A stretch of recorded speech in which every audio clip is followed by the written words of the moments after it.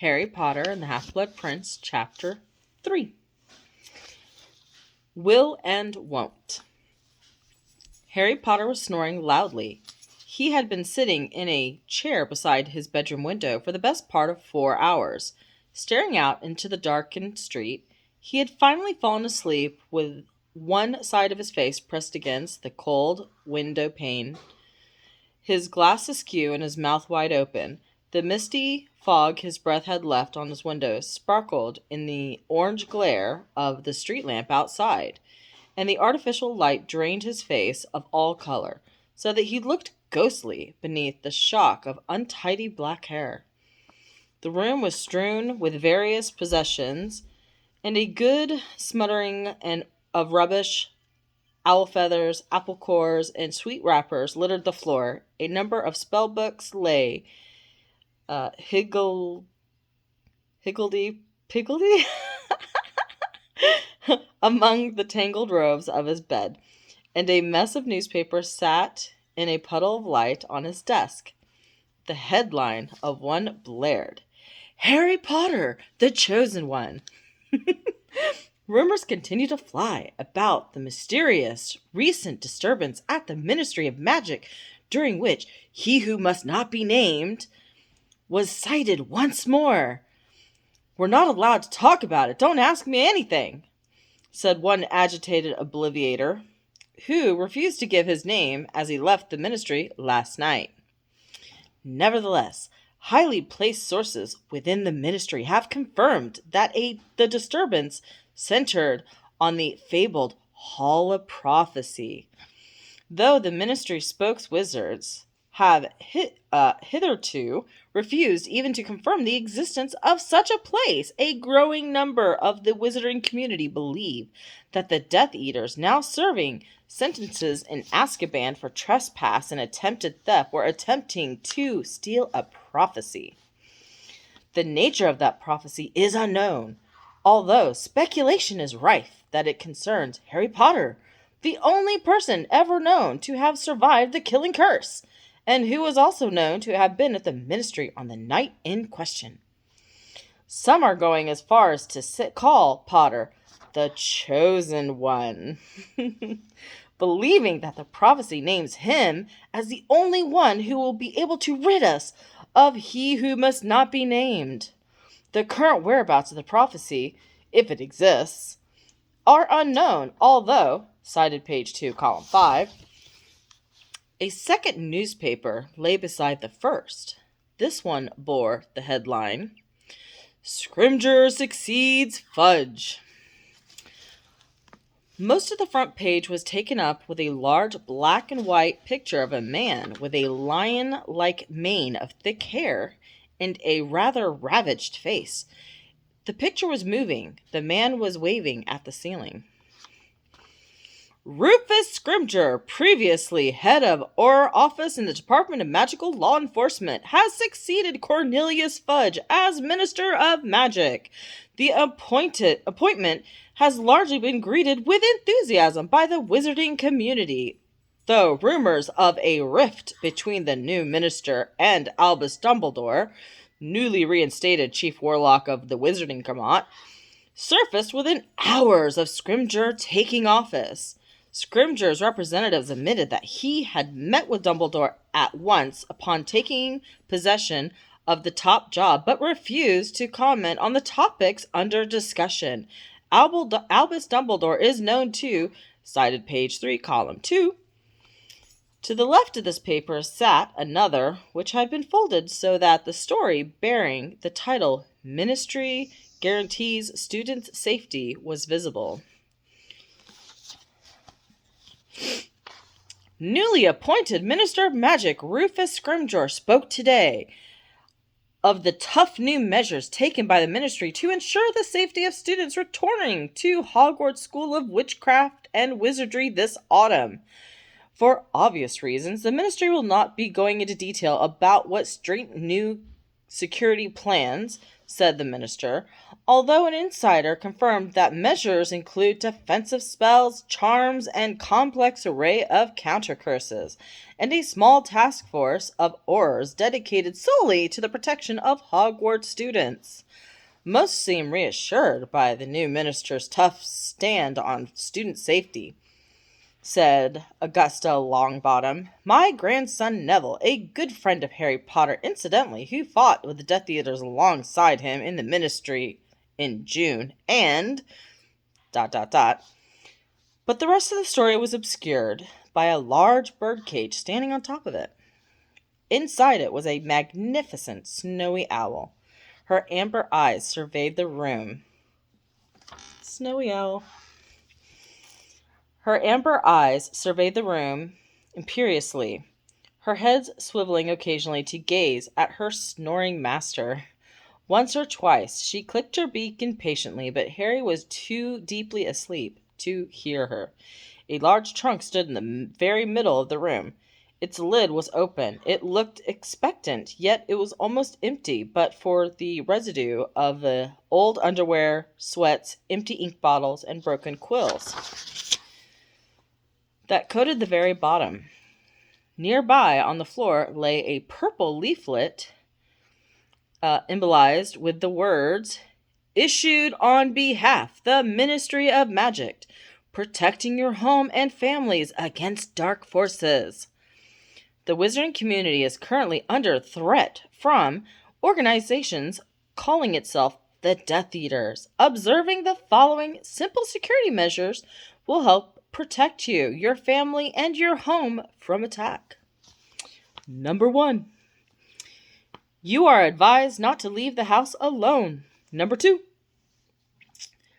Particular care should be taken during the hours of darkness. Whenever possible, arrange a complete journey before night has fallen. Number 3. Review the security arrangements around your house, making sure all family members are aware of emergency measures such as shield and disillusionment charms, and, in case of underage family members, side-along apparitions. Number 4. Agree on security questions with close friends and families so as to detect Death Eaters masquerading as others by use of the Polyjuice Potion. See page 2. Number 5.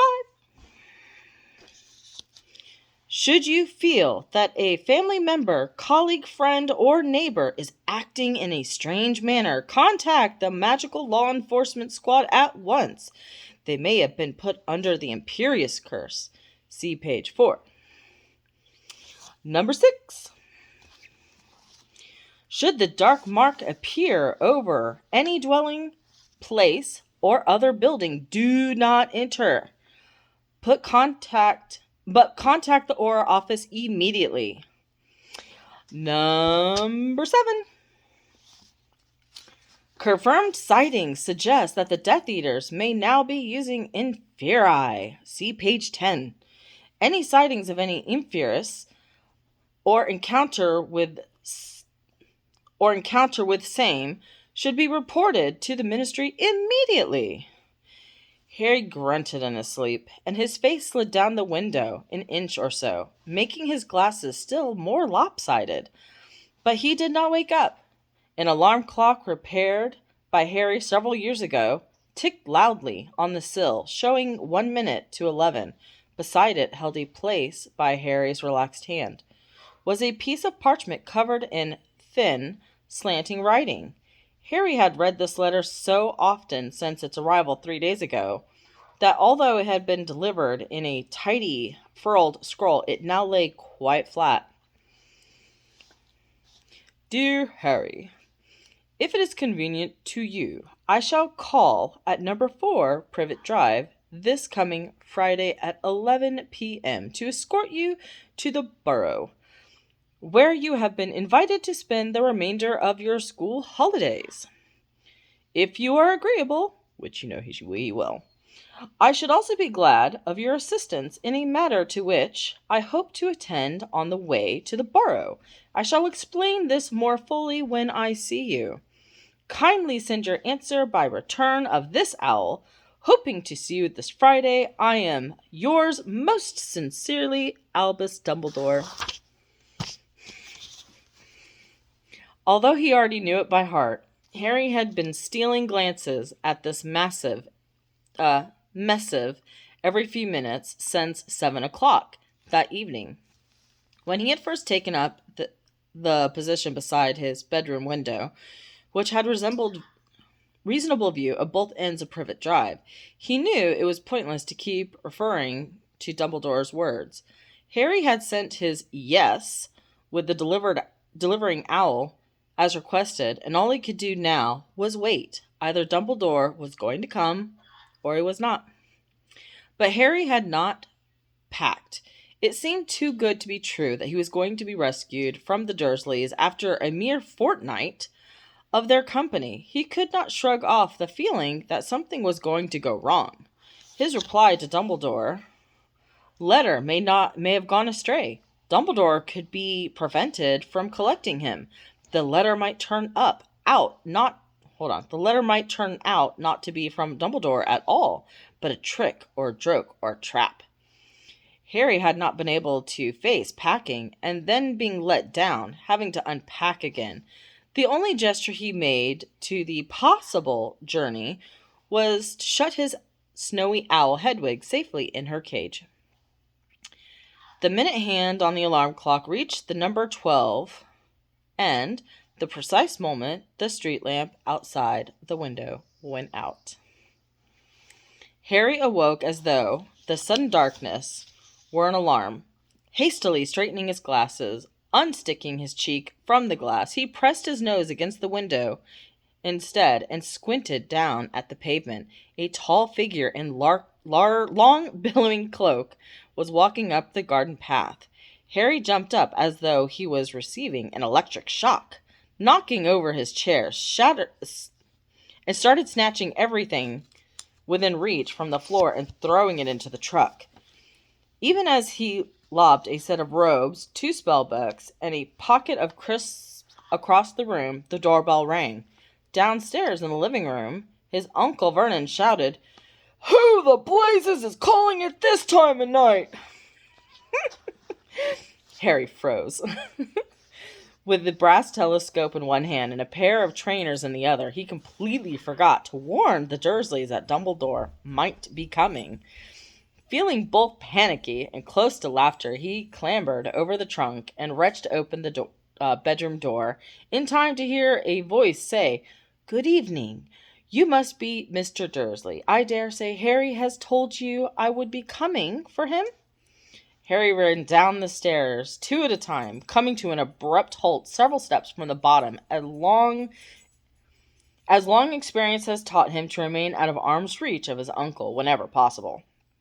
There, in the doorway, stood a tall, thin man with waist-length silvery hair and beard.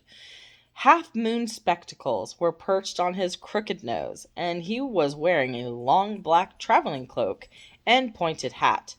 Vernon Dursley, whose mustache was quite as bushy as Dumbledore's, though black, and who was wearing a puce dressing gown, was staring at the visitor as though he could not believe his tiny eyes.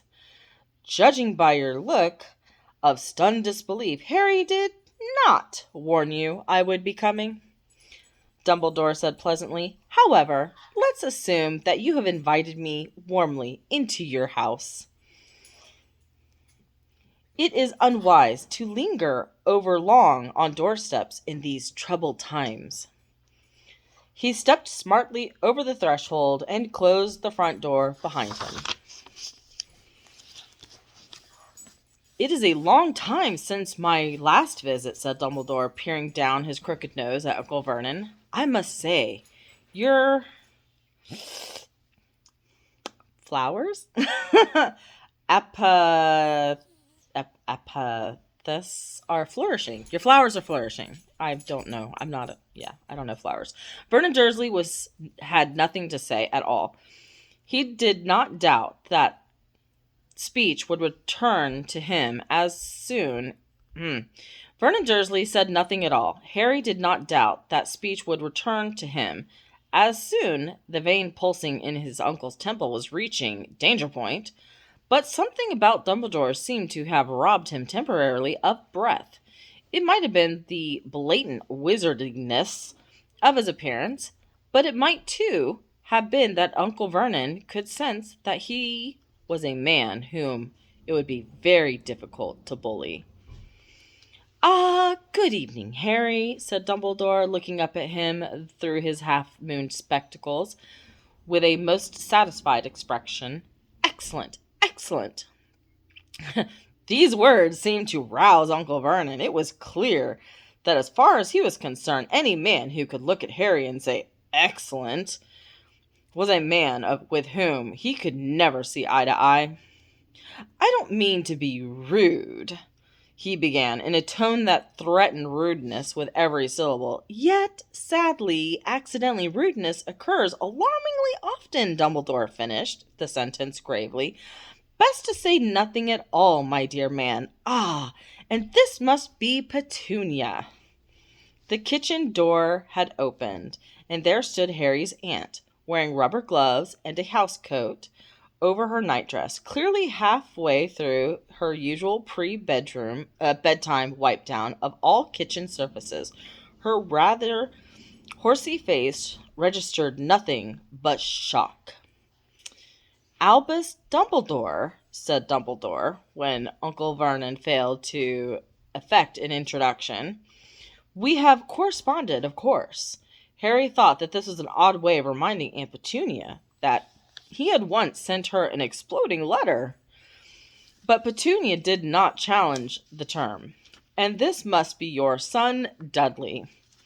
Dudley had at the moment peered round the living room, his large blond head, rising out of the stripy collar of his pajamas, looked oddly disembodied, his mouth gaping in astonishment and fear. Dumbledore waited a moment or two, apparently to see whether any of the Dursleys were going to say anything, but as silence stretched on, he smiled. "Shall we assume that you have invited me into your sitting room?" Dudley scrambled out of the way as Dumbledore passed him. Harry, still clutching the telescope and trainers, jumped the last few steps and followed Dumbledore, who had settled himself in the armchair nearest the fire, and was taking in the surroundings with an expression of benign interest. He looked quite extraordinary out of place. Aren't we leaving, sir?" Harry asked anxiously. "Yes, indeed we are, but there are a few matters we need to discuss first," said Dumbledore, "although I would prefer not to do so in the open. Shall we trespass your aunt and uncle's hospitality only a little longer?" "You will you?" Vernon Dursley had entered the room, Petunia at his shoulder, and Dudley skulking behind them both. "Yes," said Dumbledore simply, "I shall." He withdrew his wand so rapidly that Harry barely saw it. And a casual flick, the sofa zoomed forward, knocking the knees out from underneath all three of the Dursleys, so that they collapsed upon it in a heap. Another flick of the wand, and the sofa zoomed back into the original position. "We may as well be comfortable," said Dumbledore pleasantly. As he replaced his wand in the pocket, Harry saw that his hand had been blackened and shriveled. It looked as though the flesh had been burned away. "Sir, what happened to your—" "Later, Harry," said Dumbledore. "Please sit down." Harry took the remaining armchair, choosing not to look at the Dursleys, who seemed stunned into silence. "I would assume that you were going to offer me refreshments," Dumbledore said to Uncle Vernon, "but the evidence so far suggests that you would be optimistic to the point of foolishness." Third twitch of the wand, and a dusty bottle of 5 glasses appeared in midair. The bottle tipped and poured a generous measure of honey-colored liquid into each of the glasses, which then floated to each person in the room. "Madame Rosmerta's finest oak-maddered mead," said Dumbledore, raising his glass to Harry, who caught hold of his own and sipped. He had never tasted anything like it before, but he enjoyed it immensely. The Dursleys, after quick, scared looks at one another, tried to ignore the glasses completely. A difficult feat, as they were nudging them gently on the sides of their heads. Harry could not suppress a suspicion that Dumbledore was rather enjoying himself. Yeah, he probably was. "Well, Harry," said Dumbledore, turning towards him, "a difficulty has arisen, which I hope you will be able to help solve for us. By us, I mean the Order of the Phoenix. But first of all, I must tell you that Sirius's will was discovered a week ago, and that he left you everything he owned." Over the sofa, Uncle Vernon had turned, but Harry did not look at him, nor could he think of anything to say except, "Oh, right. This is, in the main, fairly straightforward," Dumbledore went on. "You add a reasonable amount of gold to your account at Gringotts, and you inherit all of Sirius's personal possessions, and slightly problematic part of the legacy." "His godfather's dead?" said Uncle Vernon loudly from the sofa. Dumbledore and Harry both turned to look at him, the glass of mead knocking them quite insistently on the Vernon's head. He attempted to beat it away. "He's dead? His godfather?" "Yes," said Dumbledore. He did not ask Harry why he did not confide in the Dursleys. "Our problem," he continued to Harry, as if he had not been interrupted, "is that Sirius also left you with number 12 Grimmauld Place." "He's left you a house?" Uncle Vernon said gleefully, his small, narrowing eyes, but nobody answered him. "You can keep using it as headquarters," said Harry. "I don't care. You can have it. I don't really want it." Harry never wanted to set foot in number 12 Grimmauld Place again, if he could help it. He thought it would be haunted, however, by the memory of Sirius's prowling in the dark, musty rooms alone, imprisoned from within the place that he wanted so desperately to leave. "This is very generous," said Dumbledore. "We have, however, vacated the building temporarily." "Why?" "Well," said Dumbledore, ignoring the mutterings of Uncle Vernon, who was now being rapped smartly over the head by the persistent glass of mead, "Black's family tradition decreed that the house was handed down the direct line to the next male with the name of Black. Sirius was the very last of the line of his younger brother, Regulus. Preceded him, and both were childless. While his will makes it perfectly plain that he wants you to have the house, it is nevertheless possible that some spells or enchantments have been set upon the place to ensure that it cannot be owned by anyone other than a pureblood." A vivid image of the shrieking, spitting portrait of Sirius's mother that hung in the hall of number 12 Grimmauld Place flashed into Harry's mind. "I bet there has," he said. "Quite," said Dumbledore. "And if such an enchantment exists, then the ownership of the house has most likely been passed to the eldest of the Sirius living relatives, which would mean his cousin Bellatrix Lestrange." Without realizing what he was doing, Harry sprang to his feet. The telescope and trainers in his lap rolled across the floor. "Bellatrix Lestrange, Sirius's killer, inherit the house? No!" he said. "Well, obviously we prefer that she didn't get it either," said Dumbledore calmly. "The situation is fraught with complications. We do not know whether the enchantments we ourselves have placed upon it, for example, making it unplottable, will hold up now that ownership has been passed from Sirius's hands. It might be that Bellatrix will arrive on the doorstep at any moment. Naturally, we had moved out until such a time that we have clarified the position." "But how are we going to find out if I am allowed to own it?"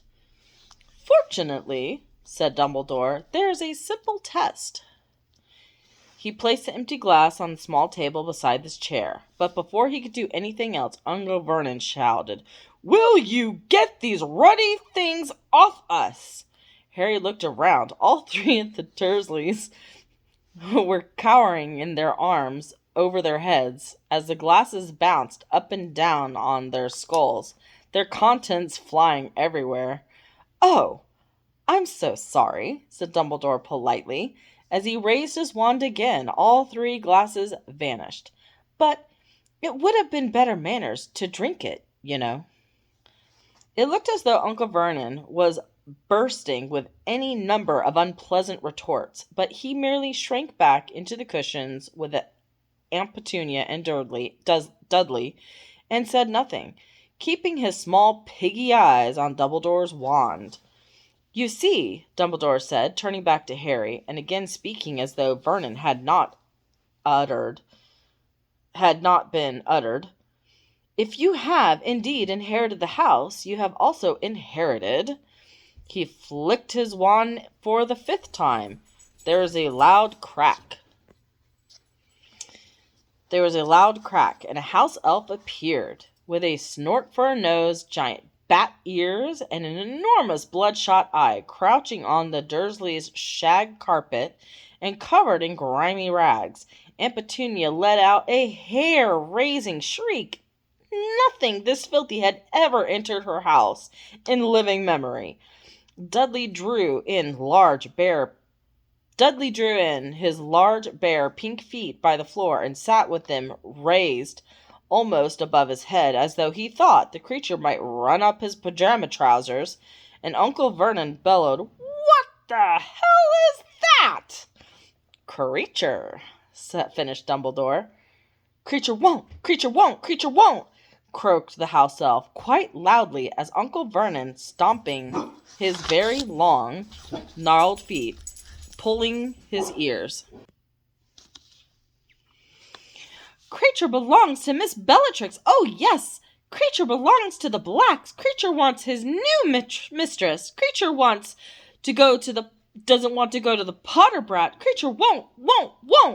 As you can see, Harry," said Dumbledore loudly over Creature's continued croaks of won't, "Creature is showing a certain reluctance to pass into your ownership."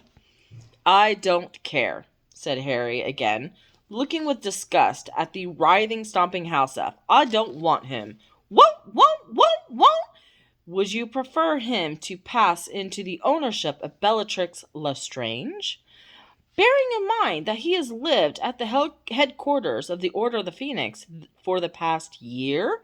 Won't!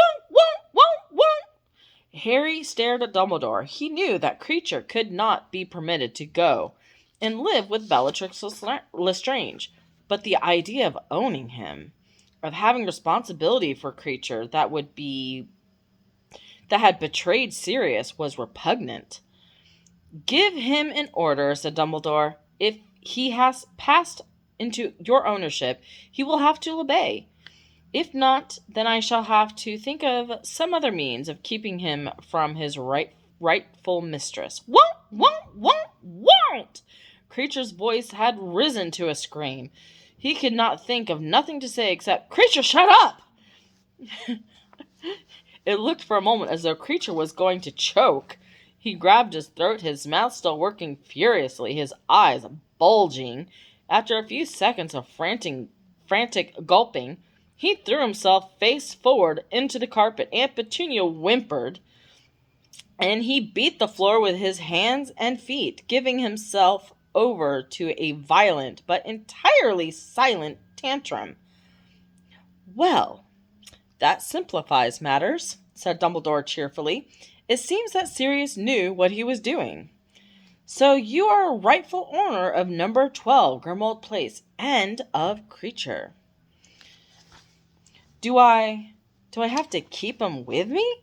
asked Harry, aghast at Creature thrashing around at his feet. "Not if you don't want to," said Dumbledore. "If I might make a suggestion, you could send him to Hogwarts to work in the kitchens there. In that way, the other house elves could keep an eye on him." "Yeah," said Harry in relief. "Yeah, I'll do that. Creature, I want you to go to Hogwarts and work in the kitchens there with the other house elves." creature, who was now lying flat on his back with his arms and legs in the air, gave Harry one upside-down look of deepest loathing, and another loud crack, and vanished. "Good," said Dumbledore. "There's also a matter of the Hippogriff, Buckbeak. Hagrid has been looking after him since Sirius died, but Buckbeak is now yours. So, if you would prefer to make different arrangements—" "No," said Harry at once. "He can stay with Hagrid. I think Buckbeak would prefer that." "Hagrid will be delighted," said Dumbledore, smiling. "He was thrilled to see Buckbeak again. Incidentally, we have decided, in the interest of Buckbeak's safety, to rechristen him as Witherwings for this time being, though I doubt that the Ministry would ever guess that he is the Hippogriff they once sentenced to death. Now, Harry, is your trunk packed?"